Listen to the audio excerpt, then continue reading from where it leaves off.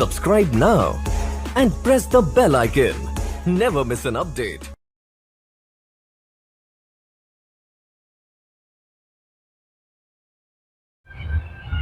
नमस्कार दोस्तों, आपके चैनल हेमंत एएलपी में आपका स्वागत है। दोस्तों, केवीएस के एक बहुत महत्वपूर्ण टॉपिक वृद्धि और विकास का पार्ट 1 जो है हम लोग पूरे डिटेल से देख चुके हैं। अब हम लोग पार्ट 2 पढ़ेंगे। वृद्धि एवं विकास में 4 सिद्धांत: समान प्रतिदर्श का सिद्धांत, विकास के क्रम का सिद्धांत, पूर्व कथनीयता का सिद्धांत, अनुत्क्रमणशीलता का सिद्धांत हमने पार्ट 1 में पढ़ लिया है। इसके अलावा वृद्धि और विकास में पूरे डिटेल से अंतर भी पढ़ लिया है। अगर आप उस वीडियो को नहीं देखे हैं तो इस वीडियो के डिस्क्रिप्शन बॉक्स में जाइए और उस वीडियो को देख लीजिए। अगर उस वीडियो को आप नहीं भी देखते हैं तो सारे सिद्धांतों को इस वीडियो में हम बताएंगे पहले सिद्धांत से, ठीक है। तो दोस्तों देखिए, विकास के सिद्धांत का जो पहला सिद्धांत है इसका नाम है समान प्रतिदर्श का सिद्धांत। यानी विकास का प्रारूप समान होता है, अर्थात हर बालक शैशवावस्था के बाद बाल्यावस्था में जाता है। दूसरा है विकास के क्रम का सिद्धांत। तो विकास का क्रम भी एक समान होता है, प्रत्येक बालक शैशवावस्था के बाद बाल्यावस्था में जाता है। तीसरा है पूर्व कथनीयता का सिद्धांत या पूर्वानुमान का सिद्धांत। तो विकास का पूर्वानुमान लगाया जा सकता है, अर्थात प्रत्येक बच्चा शैशवावस्था से बाल्यावस्था, बाल्यावस्था से किशोरावस्था में जाता है, इसका पूर्वानुमान पूरी दुनिया लगा सकती है। उसके बाद चौथा है दोस्तों अनुत्क्रमणशीलता का सिद्धांत, जिसे हम विलोमीयता का सिद्धांत या अनुक्रमिकता का सिद्धांत भी कहते हैं। यानी अनुत्क्रमणशीलता या विलोमीयता मतलब विकास को विलोम यानी उल्टा कभी भी नहीं किया जा सकता।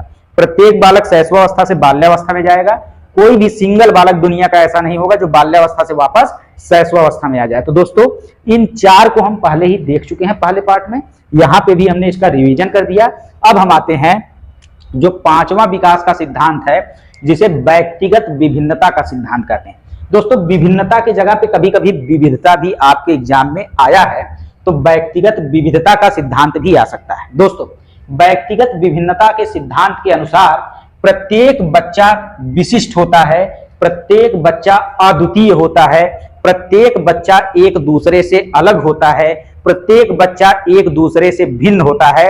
अर्थात आप कह सकते हैं कि व्यक्तिगत विभिन्नता का मतलब यह है कि दुनिया के 2 बालक कभी भी एक जैसे नहीं हो सकते, उनमें कुछ न कुछ व्यक्तिगत विभिन्नता जरूर पाई जाएगी, चाहे वह जुड़वा भाई बहन ही क्यों ना हो या जुड़वा भाई ही क्यों ना हो। जैसे एक प्रश्न आपके एग्जाम में कई बार आया है कि नरेश की उम्र 20 वर्ष है और सुरेश की उम्र भी 20 वर्ष है, लेकिन विकास के किस सिद्धांत के अनुसार इनका शारीरिक व मानसिक विकास अलग अलग है। तो दोस्तों आपका सही जवाब होगा कि व्यक्तिगत विभिन्नता के अनुसार, चाहे 20-20 साल के दोनों भले हों, उनका शारीरिक और मानसिक विकास में कुछ न कुछ अंतर पाया जाएगा। वैसे ही एक क्वेश्चन दोस्तों आता है, सीमा हर पाठ को जल्दी सीख लेती है जबकि लीना उसी पाठ को पढ़ने में ज्यादा समय लगाती है, यह विकास के किस सिद्धांत के अनुसार संभव है?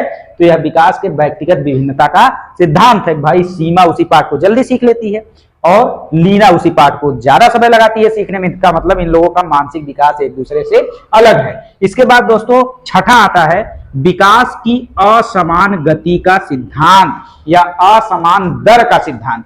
कुल मिला जुला के आप कह सकते हैं दोस्तों विकास की गति जो होती है एक समान नहीं होती है बल्कि असमान होती है।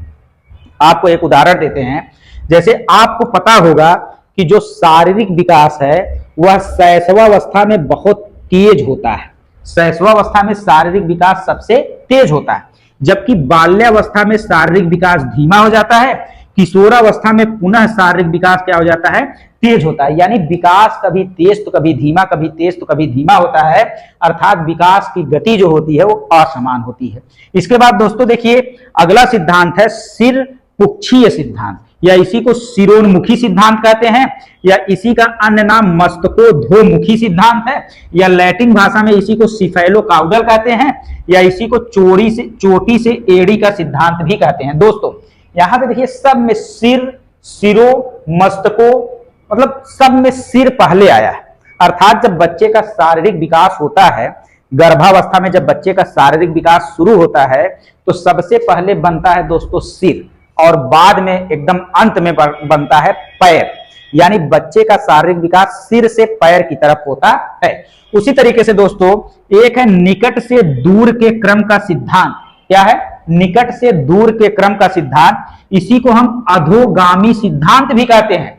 विकास का अधोगामी सिद्धांत भी इसी को कहते हैं, निकट से दूर का क्रम का सिद्धांत। जैसे बच्चा जब गर्भावस्था में रहता है तो पहले सिर वाला पोर्शन बनता है, बाद में पैर वाला, और सिर में भी पहले बीच वाला। बीच का मतलब निकट से, केंद्र वाला भाग पहले बनेगा, उसके बाद दूर वाला भाग धीरे धीरे बनता है, अर्थात निकट से दूर के क्रम का सिद्धांत। इसी को विकास का अधोगामी सिद्धांत भी कहते हैं। इसके बाद दोस्तों 9वां सिद्धांत है अंतर संबंध का सिद्धांत। अर्थात आप कह सकते हैं कि विकास के सभी पक्ष आपस में जुड़े होते हैं। शारीरिक विकास, मानसिक विकास, नैतिक विकास, चारित्रिक विकास, सामाजिक विकास, हर विकास एक दूसरे से क्या होता है? जुड़ा रहता है। आपको पता है कि अरस्तु ने कहा है स्वस्थ मस्तिष्क में ही स्वस्थ शरीर का वास होता है, या स्वस्थ शरीर में ही स्वस्थ मस्तिष्क का वास होता है। अगर आपका शारीरिक विकास सही नहीं है तो आपका मानसिक विकास भी सही नहीं होगा। अगर आप कुपोषण के शिकार हैं तो आपका दिमाग भी सही काम नहीं करता है। आप देखिए जब आपका शारीरिक स्वास्थ्य सही नहीं रहता है, आपको कोई बुखार हो जाए, कुछ और हो जाए, तो आपका दिमाग उस हिसाब से काम नहीं करता है। अर्थात हर एक संबंध जो है अंतर संबंध का सिद्धांत, यानी विकास का हर जो पहलू होता है वह एक दूसरे से क्या होता है? अंतर संबंधित होता है। उसके बाद दोस्तों देखेंगे 10वां वंशानुक्रम एवं वातावरण का सिद्धांत। अर्थात आप कह सकते हैं कि वंशानुक्रम एवं वातावरण के सिद्धांत का भी बच्चे के विकास पर प्रभाव पड़ता है। दोस्तों वंशानुक्रम चूंकि माता पिता से स्वतः प्राप्त हो जाता है, इसीलिए इसको हम प्रकृति कहते हैं, नेचर से मिल जाता है, प्रकृति प्रदत्त है। और वातावरण से चीजों को हम अर्जित करते हैं, अर्थात हम लेते हैं, इसीलिए इसको पोषण की संज्ञा दी गई है। अब कुछ मनोवैज्ञानिक कहते हैं कि बालक के विकास पर वंशानुक्रम का ज्यादा प्रभाव यानी प्रकृति का ज्यादा प्रभाव पड़ता है। कुछ मनोवैज्ञानिक कहते हैं कि बालक के विकास पर पोषण का यानी वातावरण का ज्यादा प्रभाव पड़ता है। और कुछ ऐसे भी मनोवैज्ञानिक हैं जो कहते हैं वंशानुक्रम एवं वातावरण अर्थात प्रकृति एवं पोषण का पूरा बराबर जो है प्रभाव बालक के विकास पर पड़ता है। अर्थात जो मनोवैज्ञानिक है उनमें मतभेद है, विवाद है, इसीलिए वंशानुक्रम एवं वातावरण को ही हम प्रकृति एवं पोषण विवाद के नाम से भी जानते हैं। आपसे पूछेगा प्रकृति एवं पोषण विवाद संबंधित है, तो प्रकृति मतलब वंशानुक्रम, पोषण मतलब वातावरण, यानी वंशानुक्रम एवं वातावरण से संबंधित है। अब दोस्तों देखिए स्किनर ने कहा है कि जीवन के प्रारंभिक वर्षों में दूषित वातावरण एवं गंभीर रोग जन्मजात योग्यताओं को कुंठित या निर्बल बना देते हैं। जैसे आपके माता पिता बहुत तीव्र बुद्धि के हैं, तो बच्चे में जो जन्मजात योग्यता आई है तीव्र बुद्धि की, लेकिन बच्चा एक दूषित वातावरण में रह रहा है, ऐसे वातावरण में जहां पे बचपन से ही बच्चे अपने जेब में भांग की गोली लेकर चल रहे हैं, जो है गोली खेल रहे हैं, जुआ खेल रहे हैं, ऐसे वातावरण में अगर तीव्र बुद्धि का भी बच्चा पैदा होता है तो धीरे धीरे वह क्या हो जाता है? कुंठित या निर्बल हो जाता है। अब दोस्तों देखिए सामान्य से विशिष्ट का सिद्धांत अगला सिद्धांत है, जिसे हम सरल से जटिल का सिद्धांत भी कहते हैं। अगर बच्चे के अंदर कोई भी विकास करना है तो आप पहले बच्चे को सरल चीजें सिखाएंगे, तब धीरे धीरे विशिष्ट यानी विशेष चीजों में जाएंगे। जैसे मानसिक विकास करना है तो सबसे पहले बच्चे को सामान्य प्रक्रिया सिखाएंगे, उसके बाद उसको विशिष्ट प्रक्रिया सिखाएंगे। सामान्य प्रक्रिया में क्या होता है? जैसे एक बच्चे को हम कौवा लिखना सिखाएंगे, कौवा, तो कौवा एक शब्द है, तो बताइए कौवा शब्द को पढ़ाने से पहले बच्चे को हमको क्या सिखाना होगा? वर्णमाला, क से ज्ञात और मात्रा आ से आ तक। जब वर्णमाला और मात्रा यानी सामान्य प्रक्रिया हमने बता दिया बच्चे को, अब आएंगे कहां पे? विशिष्ट प्रक्रिया पे। अर्थात अब बच्चे से बताएंगे कि बेटा क लिखो, क पे औ का मात्रा दो और बड़ा वाला आ लिख दो, हो गया कौवा। यानी पहले हमने बताया था वर्णमाला और मात्रा यानी सामान्य प्रक्रिया, फिर पहुंचेंगे विशिष्ट प्रक्रिया पर। आपको बच्चे को बॉडमास सिखाना है, बॉडमास सिखाने के लिए पहले जोड़ घटाना गुणा भाग सिखाएंगे, तब जाके आप बॉडमास सिखाएंगे। इसके बाद दोस्तों अगला है एकीकरण का सिद्धांत। एकीकरण के सिद्धांत का मतलब क्या होता है? इस सिद्धांत के अनुसार बालक पहले संपूर्ण अंग को चलाना सीखता है, उसके बाद वह उन भागों में एकीकरण करता है। यानी कहने का मतलब यह है कि बच्चा सबसे पहले अपने संपूर्ण अंग को, बच्चा पैदा होता है, आप कभी देखिएगा, गौर से ध्यान से देखिएगा, तो बच्चा पहले संपूर्ण हाथ को चलाना सीखता है, पूरे हाथ को। हाथ को चलाने के बाद बच्चा उंगलियों को चलाना सीखता है, उंगलियों को चलाने के बाद जो है बच्चा सारी उंगलियों को एक साथ चलाना सीखता है। इसी को हम एकीकरण का सिद्धांत कहते हैं। उसके बाद दोस्तों विकास सरल रेखा में ना होकर वर्तुलाकार या सर्पाकार होता है। अभी हमने बताया था कि विकास की गति असमान होती है, कभी तेज तो कभी धीमी, कभी तेज तो कभी धीमी, कभी तेज तो कभी धीमी।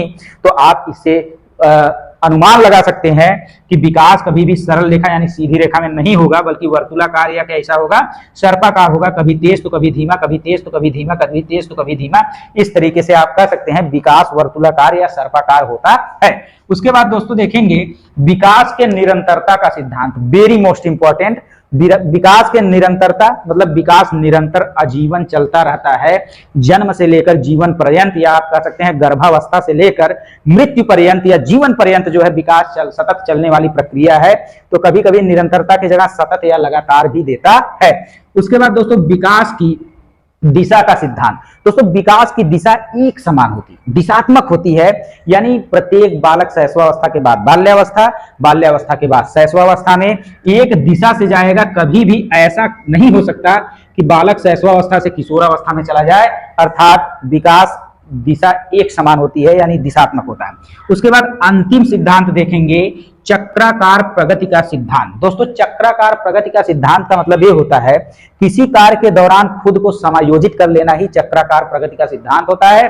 जैसे आप पढ़ने के लिए जब बैठते होंगे तो 10, 15 या आधा घंटा ऐसा होता होगा कि आपका दिमाग पढ़ने में नहीं लगता है, लेकिन जब आप खुद को समायोजित कर लेते हैं, आधा घंटा पढ़ लेते हैं, तो आपको अगर कोई डिस्टर्ब ना करे तो आप 2-3 घंटा, 4 घंटा, 5 घंटा लगातार पढ़ते रहते हैं और आपको कोई फर्क नहीं पड़ता है। तो यही है कि किसी कार्य के दौरान खुद को समायोजित कर लेना ही चक्राकार प्रगति का सिद्धांत होता है। दोस्तों इस तरीके से सिद्धांत का चैप्टर पूरा, विकास और वृद्धि का चैप्टर खत्म होता है।